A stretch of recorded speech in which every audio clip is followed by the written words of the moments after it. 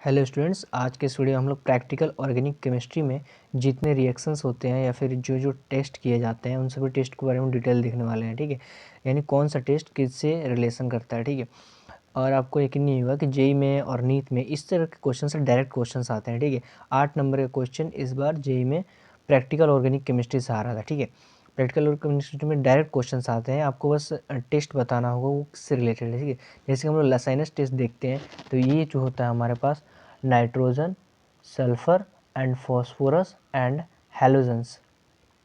ठीक है, तो nitrogen, sulphur, phosphorus and halogens इनका जो टेस्ट होता है उसे लाइनसाइनस टेस्ट कहते हैं। और कॉपर ऑक्साइड टेस्ट जो है ना वो कार्बन से रिलेटेड होता है। ठीक, सिल्वर नाइट्रेट वो हमारा हैलोजेंस, स्पेशली हैलोजन से रिलेटेड होता है। ठीक है, और सोडियम फ्यूजन जो होता है हमारा वो सल्फर से रिलेट करता है।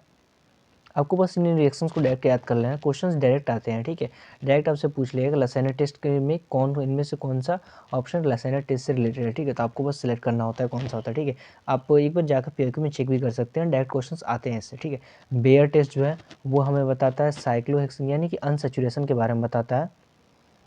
अनसेचुरेशन यानी कि कौन सा कार्बन कितना सेचुरेटेड है, या फिर कौन सा जो हमें दिया हुआ स्ट्रक्चर वो कितना सेचुरेटेड है या अनसेचुरेटेड है। लूकस टेस्ट जो होता है वो हमारा अल्कोहल के बारे में बताता है, अल्कोहल टेस्ट करता है वो। और लिबरमैन रिएक्शन ये हमारा फिनॉल के केस के लिए होता है। तो इतने हमारे पास जो स्पेशल टेस्ट्स होते हैं, अब इंपॉर्टेंट जो टेस्ट होते हैं इनसे डायरेक्ट क्वेश्चंस आए हुए हैं और आते भी हैं, आप इनको डायरेक्ट याद कर लीजिएगा। ठीक है, एक बार मैं कैमरा को सही से कर देता हूँ, आप इसको स्क्रीनशॉट भी ले सकते हैं और इसे डायरेक्ट आप याद कर सकते हैं। ठीक है।